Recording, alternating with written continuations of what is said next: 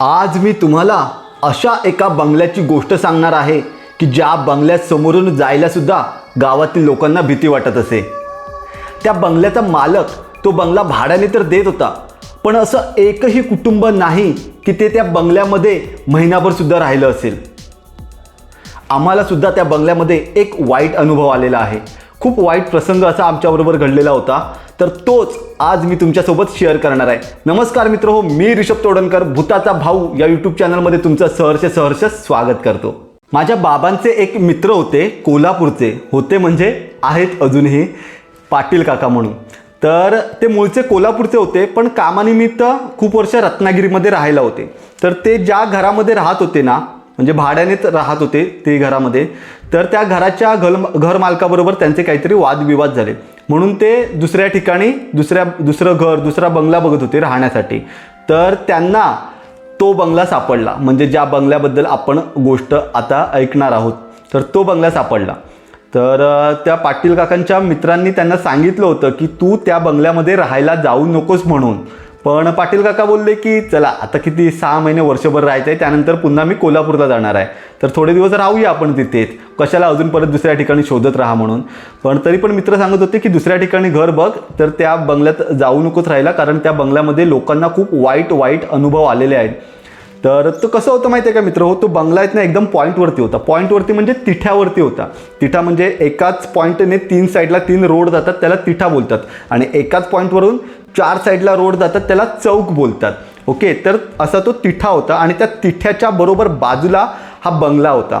आणि त्या बंगल्यापासून म्हणजे त्या तिठ्यापासून, त्या पॉईंटपासून गाव जवळजवळ 1.5 ते 2 किलोमीटर आतमध्ये होतं। आणि कसं होतं माहिती आहे काय, गावातील लोक ज्यावेळी काही अंगावरून वगैरे एखाद्याच्या काढायचे, म्हणजे अंडी, लिंबू, मिरची, तुम्हाला माहिती आहे, तर त्या गोष्टी आहेत ना, त्या तिठ्यावरती आणून, त्या पॉईंटवरती आणून ठेवायचे। ते अमावस्येला अगदीच कोणाच्या नारळ अंगावरून वगैरे काढला तर त्या तिठ्यावरती आणून ते लोक त्या गोष्टी ठेवत असत।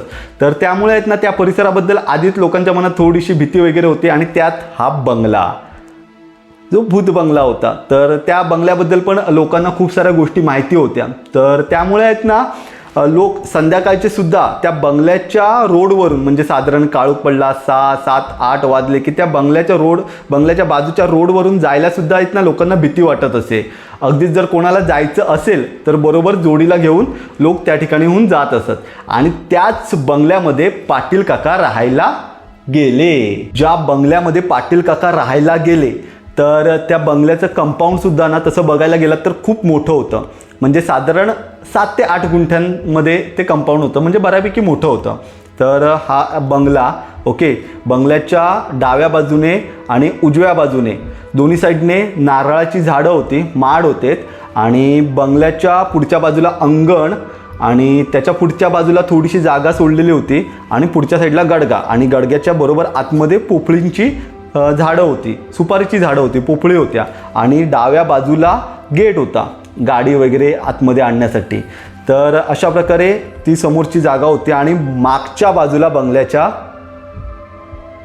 एक खूप मोठा, साधारण 300 ते 400 वर्षांपूर्वीचा वड होता, आणि वड पण खूप मोठा होता।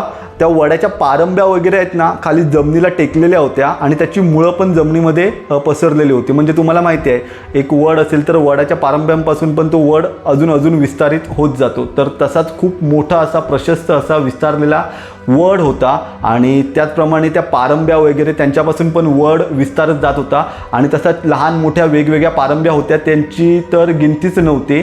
आणि त्या वडावरती वरच्या साईडला झाडांवरती, फांद्यांवरती मोठी वटवाघळ सुद्धा असायची। अशा प्रकारे खूप विद्रूप दिसणारा असा तो त्या बंगल्याच्या मागच्या बाजूला एक वड होता। आणि त्या वडाची एक महत्त्वाची गोष्ट आहे, तर ती गोष्ट काय आहे ते तुम्हाला या व्हिडिओमध्ये पुढे कळेलच। तर मित्रो, अशा प्रकारे आहेत ना, साधारण एक 15-20 दिवस झाले होतील, त्यांना काहीच अनुभव वगैरे आले नव्हते, सर्व व्यवस्थित सुरू होतं। आणि अचानक आहेत ना, आमच्या घरी गणेशचा फोन येतो।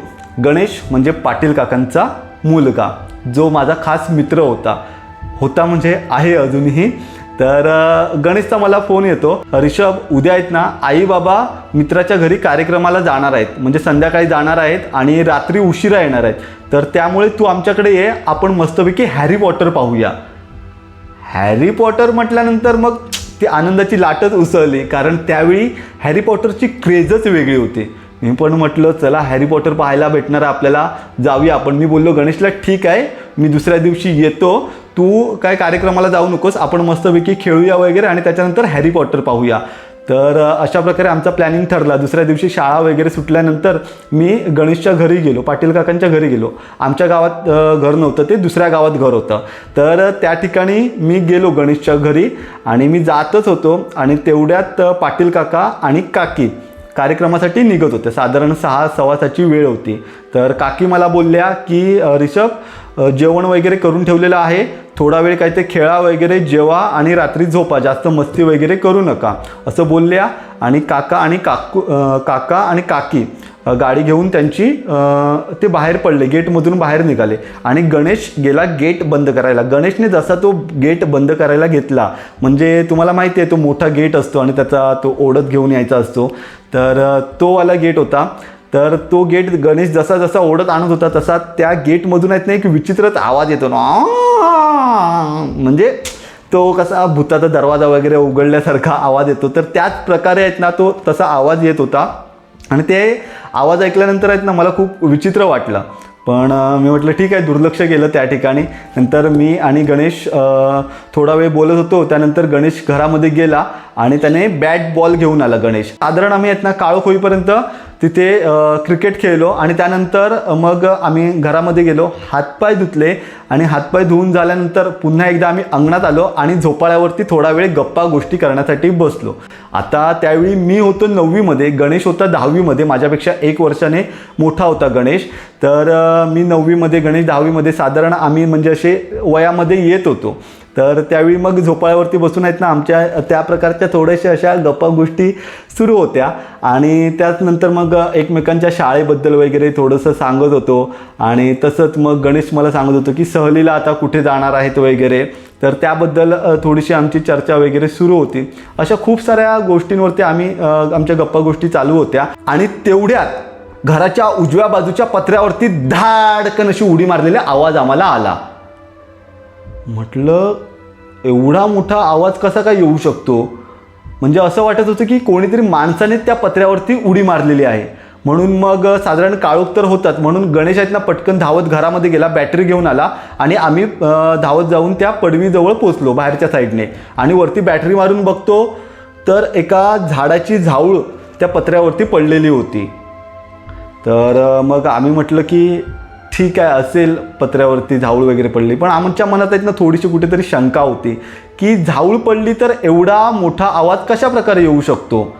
पण आम्ही ती गोष्ट पण तिथे इग्नोर केली आणि पुन्हा जाऊन आम्ही झोपाळ्यावरती बसलो. मग त्या ठिकाणी पुन्हा आमच्या गप्पा गोष्टी सुरू झाल्या, पुन्हा त्या गोष्टी रंगात आल्या आणि 10-15 मिनटं होत आहेत तोपर्यंत पुन्हा एकदा त्याच पत्र्यावरती धाडकन असा आवाज आला. तर थोडीशी भीती वाटली, पण कशी तरी डेअरिंग करत करत आम्ही पुन्हा एकदा त्या ठिकाणी पोचलो. गणेशने पत्र्यावरती बॅटरी मारली. गणेशने जशी बॅटरी मारली तशी आम्ही दोघंही शॉक झालो. म्हणजे मी गणेशकडे बघतोय, गणेश माझ्याकडे बघतोय. नंतर गणेशच्या हातातून बॅटरी मी घेतली, पत्र्यावरती मारली, तर पत्र्यावरती फक्त एकच झाऊळ होती. आम्ही मारली, पूर्ण पत्रा पाहिला की काय आहे काय. पत्र्याच्या वरती घर म्हणजे कौलं वगैरे होती वरच्या माळ्यावरती, म्हणजे दुबाकी तो बंगला होता. तर पत्र्याच्या वरच्या साईडला तुम्हाला माहिती आहेत कौलं असतात, तर तशी ती कौलं होती. तर त्या कौलावरती वगैरे पण मारून बॅटरी बघितली तर तिथे पण कोणी काही दिसत नव्हतं, झाऊळ दिसत नव्हती. थोडीशी आहेत ना भीती वाटली, म्हणजे झाऊळ तर तिथे नाही आहे, मग ही आवाज कसला हा एवढा मोठा, म्हणजे आणि आवाज पण असा की कुठल्या तरी माणसाने त्या पत्र्यावरती उडी मारलेली आहे. थोडीशी भीती वाटली. आम्ही गाडग्याच्या बाहेरच्या बाजूने पण आजूबाजूला बघितलं, सर्व चेक केलं की कुठे कोणी काही दिसतंय का, पण आम्हाला काहीच दिसलं नाही. गणेशच्या मनात आता पहिल्यांदा कुठेतरी शंका आली, पहिल्यांदा पाल चुकचुकली त्याच्या मनात. त्याला थोडीशी भीती वाटली. तो मला बोलला की रिषभ, आता इथे थांबण्यात काही अर्थ नाही, चल आपण पटकन घरात जाऊया. मग गणेश धावत धावत पुढे गेला, मी गणेशच्या मागोमाग धावत धावत पुढे गेलो. आम्ही घरात पोचलो. गणेशने दार बंद केलं, कडी लावली आणि त्यानंतर आम्ही येऊन सोफ्यावरती बसलो. गणेशने फॅन लावला आणि आम्ही जरा वेळ 5-10 मिनटं तिथे सोफ्यावरती बसलो होतो हवा खात. तेवढ्यात गणेशच्या लक्षात आलं की वडाजवळ आईने सांगितलंय दिवाबत्ती करायला. ठरलं तर मग आता आम्हाला जायचं होतं वडाजवळ दिवाबत्ती करण्यासाठी. त्यासाठी आम्ही अगोदर गेलो देवघरात, पणती आणि अगरबत्ती पेटवून घेतली आणि आम्ही घराच्या मागच्या बाजूला आलो. घराच्या मागच्या बाजूला एक लाईट होता आणि त्या लाईटचा प्रकाश 1 पॉईंटपर्यंत संपत होता आणि त्या प्रकाशापासून पुढच्या साईडला 10 ते 15 पावलं आम्हाला पुढे जायचं होतं त्या वडाजवळ. आम्ही प्रकाशाच्या पुढे हळूहळू 1 पाऊल, 2 पाऊल, 3 पाऊल पुढे पुढे पुढे जायला लागलो. तसं आम्हाला जाणवायला लागलं की ही शांतता खूप भयान आहे. ही रात्र खूप विचित्र वाटायला लागली आम्हाला. जसे जसे आम्ही त्या वडाच्या जवळ गेलो तसं त्या पणतीच्या प्रकाशात तो वड खूप खूप खूप विद्रूप असा आम्हाला दिसायला लागला. आमच्या चेहऱ्यासमोर लटकणाऱ्या त्या पारंब्या, अजिबात वाऱ्याची झुळूकही त्या ठिकाणी नव्हती. एक क्षण आम्ही त्या ठिकाणी थांबलो, आजूबाजूला निरीक्षण केलं. म्हटलं जाऊया आपण पुढे. गणेश बोलतो चल पटकन जाऊन येऊया. परत आमचा प्रवास त्या वडाच्या दिशेने सुरू झाला. हळूहळू आम्ही पुढे जातो आहे. तेव्हा ना माझी उजव्या बाजूला नजर गेली. आम्ही जसे पारंब्या बाजूला बाजूला करून जात होतो ना, तसेच कोणीतरी पारंब्या बाजूला करून करून आमच्याजवळ येते असं मला वाटत होतं. दिसत तर कोणी नव्हतं, पण त्या पारंब्या बाजूला होताना मला दिसत होत्या. त्या पारंब्या बाजूला होत आहेत आणि गणेशच्या पुढ्यात कोणीतरी आलेलं मला वाटलं. गणेशच्या पुढ्यातल्या पारंब्या बाजूला झाल्या आणि गणेशच्या हातातली पणती विझली. गणेश मला ओरडतोय, अरे ऋषभ काय यार पणती कशाला विझवलीस? मी म्हटलं काय वेडा झालायस काय भाऊ? मी तुझ्या 4 पावलं मागे आहे, मी कशी काय पणती विझवू? अशी इकडून पणती विझवू, इकडून काय अशी पणती विझणार आहे?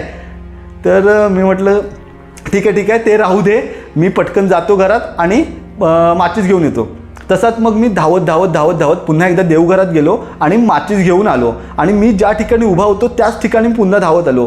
बघतो तर काय आजूबाजूला माझ्या कोणच दिसत नाही आहे. मी गणेशला हाक मारायला लागलो, गणेश गणेश गणेश. जवळजवळ अर्धा ते 1 मिनिट मी गणेशला हाक मारतोय, पण गणेश काय मला हाक देत नाही आहे. मी 4ही बाजूला फिरून पाहिलं, पण आजूबाजूला कोणीच दिसत नव्हतं. आता काय करायचं मला काहीच कळत नव्हतं. हातामध्ये माचीस होती. पटकन आहेत ना मी एक काडीपेटी काढली, त्याच्यातली काडी काढली, पेटवली आणि माझ्या समोर अशी धरली. बघतो तर काय मला आहेत ना पूर्ण घाम आला समोरचं दृश्य पाहून. म्हणजे कोणीतरी व्यक्ती पाठ करून माझ्याकडे उभी होती. मी घाबरलो. म्हटलं गणेश असता तर मला हाक दिली असते त्याने. मग गणेश गेला कुठे? मग गणेश नाही आहे, गणेशने मला हाक दिली नाही एवढ्या जवळ असून. मग ही समोरची व्यक्ती आहे तरी कोण? एका क्षणात आहेत ना माझ्या डोक्यात आहेत ना खूप सारे विचार येऊ लागले. मला काहीच कळत नव्हतं. तरी पण मी गणेशला हाक मारतोय, गणेश गणेश. समोरच्या व्यक्तीचा काहीच रिस्पॉन्स नव्हता. मग थोडीशी डेअरिंग करून मी हळूहळू पुढे झालो. त्या काडीपेटीच्या प्रकाशात किती दिसणार काय दिसणार, पण समोरचं कळत होतं मला की कोणीतरी व्यक्ती उभी आहे. तरी पण मी हळूहळू जाऊन त्या व्यक्तीच्या पुढ्यात उभा राहिलो आणि पटकन त्या व्यक्तीला धक्का दिला, गणेश. ती व्यक्ती टर्न झाली, माझ्याकडे पाहू लागली. मी ती काडीपेटी अशी हळूहळू वर घेतली.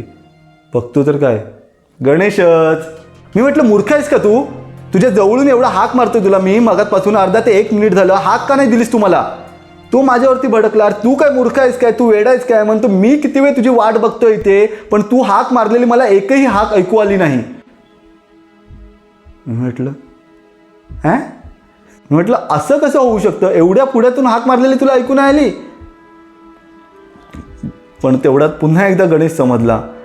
त्या काडीपेटीच्या प्रकाशात आहेत ना त्याच्या चेहऱ्यावरती घाबरलेले हावभाव, चेंज झालेले एक्सप्रेशन त्याचे मला कळत होते. तेवढ्यात आहेत ना काडीपेटी विझली. ती काडी टाकली, दुसरी काडी पेटवली. गणेश बोलतो पेटव ही पणती. मग मी पटकन ती पणती पेटवली. आम्ही अशी पटापट धावत जाऊन त्या वडाजवळ ती पणती ठेवली, अगरबत्ती लावली. पुन्हा एकदा सर्व पारंब्या बाजूला करत धावत आम्ही घरात आलो. सोफ्यावरती बसलो, फॅन चालूच होता. जरा बरं वाटलं, पण गणेशला बरं वाटलं नव्हतं. गणेश पूर्ण घामाने भिजून गेला होता. मी गणेशला विचारतो, गणेश काय झालं, एवढा का घाबरलायस, एवढा कसा काय घामाने भिजलास तू? तो बोलतो काय नाही रे, जाऊ दे सोड. मी बोलतो अरे सांग, कारण मला काहीतरी कळत होतं की इथे काहीतरी घडलेलं आहे, इथे काहीतरी वेगळी परिस्थिती आहे, जो गणेश एवढा घामाने भिजलाय, गणेश एवढा घाबरलाय. मी गणेशला बोलतो अरे सांग. गणेश बोलतो नाही रे जाऊ दे. मी बोलतो गणेश सांग ना रे, काय झालं नेमकं? तो बोलतो जाऊ दे नको, सांग मला काय ते कळू दे, काय झालं नेमकं. गणेश बोलतो की अरे त्या वडावरती काही वर्षापूर्वी एका बाईने जीव दिलेला होता.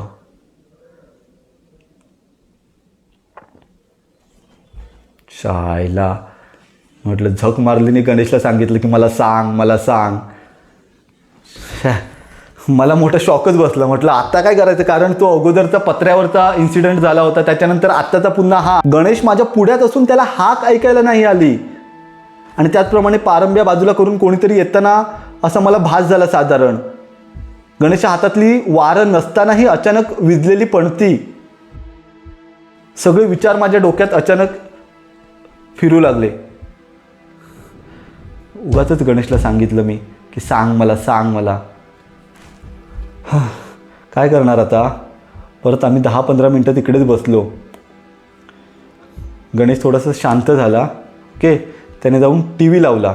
टी व्हीवरती पोगो चॅनल लावला, आणि पोगो चॅनलवरती माझं आवडतं कार्टून लागलं होतं, नॉडी. मला ते कार्टून खूप आवडतं. Noddy, Oswald, Tom and Jerry, Mister Bean, animated Mister Bean, Oswald झालं, सिम्बा, भालू की कहाणी, मोगली, झोरो, अशी खूप सारी त्यावेळीची कार्टून माझी आवडती होती. तर त्यापैकीच एक नॉडी लागलं होतं. तर ते नॉडी कार्टून बघण्यात माझा वेळ त्या ठिकाणी हळूहळू निघून गेला. माझ्या मनातली भीती, माझ्या मनातले विचार, आमच्या दोघांच्या मनातले विचार थोडे थोडे गायब होऊ लागले. चला आता जवळजवळ 15-20 मिनटं झाली होती. दोघांना पण आहेत ना आता भूक लागली होती. मी गणेशला बोललो, गणेश भूक लागली आहे, जेवायला वाढ जा. गणेश बोलतो भूक मला पण लागली आहे, पण आपण दोघे जाऊया. मी बोललो की अरे मी बघतो ना कार्टून, तू जा जेवायला वाढ. गणेश बोलतो नाही नाही, तू पण चल माझ्याबरोबर. म्हटलं ठीक आहे. मग आम्ही दोघे किचनमध्ये गेलो, दोघांना जेवायला घेतलं. पुन्हा एकदा आम्ही बाहेर आलो आणि कार्टून बघत बघत आम्ही जेवण सुरू केलं. तर तोपर्यंत वाजले होते जवळजवळ 9च्या आसपास टाईम झाला होता. 9 वाजले होते साधारण. मग त्यानंतर मी हळूहळू कार्टून बघतच जेवत होतो, तर मला वेळ लागत होता. तोपर्यंत गणेशचं जेवणसुद्धा झालं होतं. तर गणेशला जायचं होतं किचनमध्ये. मला बोलतं की अरे पटकन जेव ना, किती वेळ लागतो आहे. मी बोललो तू जा, तू हात धुवून ये, तोंड धुवून ये. मी म्हटलं नाही तू. गणेश म्हणतो नाही तू पण चल माझ्याबरोबर. म्हटलं मग मी पटापट जेवलो. आम्ही दोघे किचनमध्ये गेलो, हात तोंड धुतलं, पाणी प्यायलो. पुन्हा एकदा येऊन आम्ही सोफ्यावरती बसलो. आत्ता वेळ होती ती म्हणजे हॅरी पॉटर बघायची, ज्यासाठी आम्ही एकत्र जमलो होतो. गणेश म्हणतो आता हॅरी पॉटर लावूया.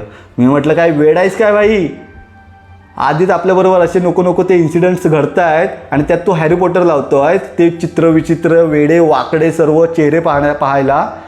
म्हटलं नाही बाबा, एवढा दम नाही आहे आपल्यात, हॅरी पॉटर वगैरे नको. म्हणतो मग करायचं काय, आई बाबा यायला थोडा वेळ आहे अजून. म्हटलं आता आपण इथून आता बेडरूममध्ये जाऊया आणि झोपूया.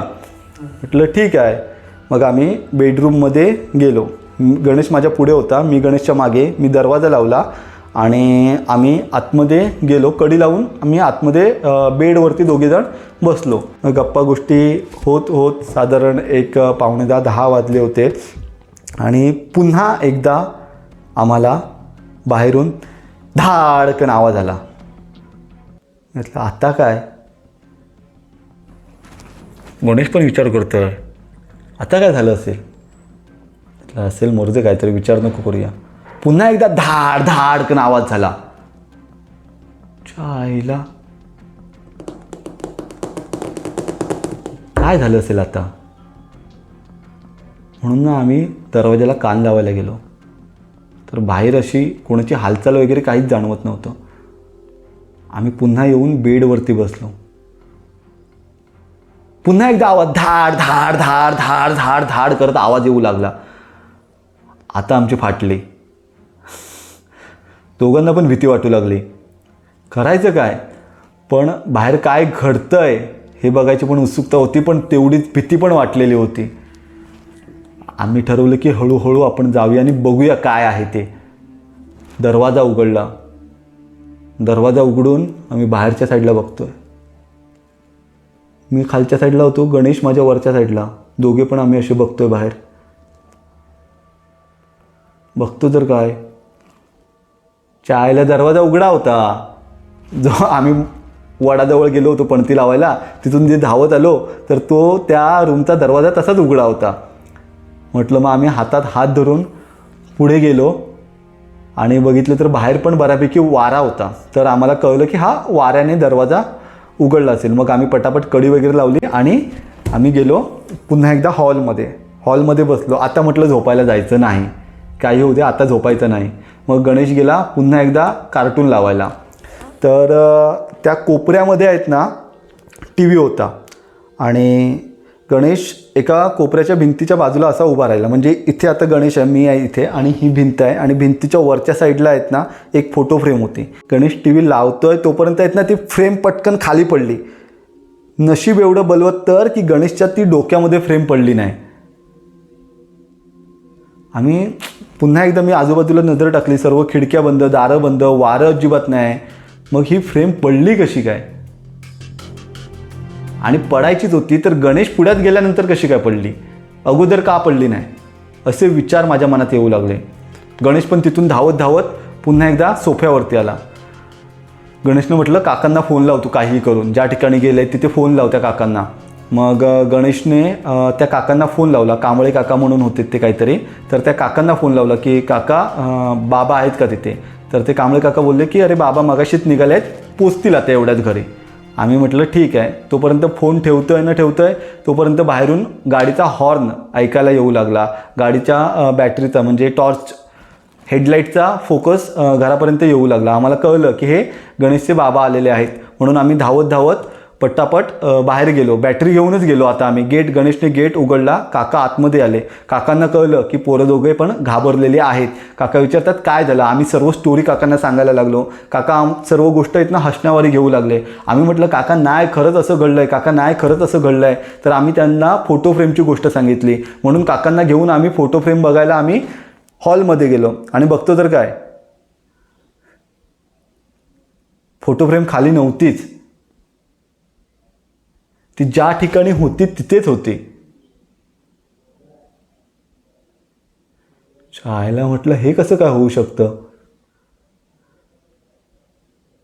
दोघांना पण टेन्शन आलं. मग आम्ही त्यांना झाऊळचा किस्सा सांगितला की अशी अशी आमच्याबरोबर गोष्ट घडली आहे. बाहेरच्या साईडला 2दा आवाज आला आम्हाला झाऊळ पडल्याचा, माणसाने उडी मारल्याचा आवाज आला आम्हाला, पण आम्ही तिथे पाहिलं तर फक्त एकच झाऊळ होती. म्हणून काकांना आम्ही घेऊन पुन्हा एकदा त्या पडवीजवळ गेलो आणि त्या ठिकाणी जाऊन काकांनी त्या पत्र्यावरती टॉर्च मारली, बॅटरी मारली आणि बघतायत तर काय, आम्ही पण दोघे शॉक ते बघून, ती घटना बघून तिकडची. कारण त्या ठिकाणी 2 झाऊळ होत्या. एक नाही 2 झाऊळ. असं कसं होऊ शकतं. म्हणजे आम्ही एवढ्या काळजीपूर्वक पाहिलं होतं ना की पत्र्यावरती फक्त एकच झाऊळ होते आणि 2दा उडी मारल्याचा आवाज आला आणि तो पण मोठ्याने. काहीच कळत नव्हतं. मला पण भीती वाटली, गणेशला पण भीती वाटली. आणि मग काका तर आम्हाला सावरण्याचा प्रयत्न करत होते. मग काकांनी गणेशचा हात धरला आणि माझा पण हात धरला आणि आम्हाला घेऊन ते आतमध्ये जाऊ लागले. आतमध्ये घरात प्रवेश करेपर्यंत गणेशला भरला ताप. गणेशला पूर्ण ताप भरला. गणेशला थंडी वाजायला लागली. त्याच्यानंतर मग काकांनी पाहिलं ते. काकांना कळलं की हे काहीतरी विचित्र दिसतं आहे. तर त्यावेळी काकांनी आमची थोडीशी समजूत काढली. गणेशला तापावरची ताप बंद होण्याची गोळी दिली आणि मग ती रात्र थोडंसं गणेशला त्याने आराम वाटला, थोडासा ताप कमी झाला. मग ती रात्र कशी तरी आम्ही जाऊ दिली आणि त्यानंतर मग दुसऱ्या दिवशी उठल्यानंतर गणेशला काका डॉक्टरकडे घेऊन गेलेत आणि मी पण होतो त्यांच्याबरोबर. आणि येताना आम्ही एका हनुमंताच्या मंदिरामध्ये गेलो, नमस्कार वगैरे केला आणि त्यानंतर पुन्हा एकदा घरी आलो आणि तिथून पुन्हा एकदा काका सोडायला मला माझ्या घरी आले. आम्हाला सोडलं वगैरे तिथून आणि काका पुन्हा त्यांच्या घरी गेले. ही सर्व गोष्ट घडली, पण ती जी मेन गोष्ट होती ना ती अजूनही आम्हाला कळलेली नाही आहे की ती फोटो फ्रेम वरती कशी काय लागली आणि त्या 2 झाऊळ तिथे कशा काय आल्या. कारण आम्ही बघितलं तेव्हा फक्त एकच झाऊळ होती. सो मनाला वेड लावून जाणारे आहेत ना विचार त्या घटनेबद्दल येतात. तर काकांनी सुद्धा त्या घराबद्दल विचार केला, बाकीच्या लोकांचं म्हणणं ऐकलं आणि त्याच्यानंतर 2-3 दिवसातच काकांनी ते घर चेंज केलं. त्या बंगल्यामधून दुसऱ्या घरामध्ये तो गावच काकांनी चेंज केला. काका दुसऱ्या गावातल्या घरामध्ये राहायला गेले. तर मित्रहो, असा हा आमचा अनुभव होता. काही गोष्टी आहेत ना ज्या माणसाबरोबर घडतात त्या माणसांनाच माहिती असतात. जोपर्यंत आपल्याबरोबर त्या गोष्टी घडत नाही आहेत तोपर्यंत आपण त्यावरती विश्वास ठेवत नाही आहेत. तुमच्यासोबतसुद्धा असं कधी घडलं असेल, जर तुम्हालासुद्धा अशा काही गोष्टी सांगायच्या असतील तर इथे दिलेला ईमेल ॲड्रेस आहे, त्यावरती तुम्ही आमच्याशी संपर्क साधू शकता. किंवा मी स्क्रीनवरती इंस्टाग्राम ID सुद्धा देत आहे, त्या ठिकाणी तुम्ही संपर्क साधू शकता.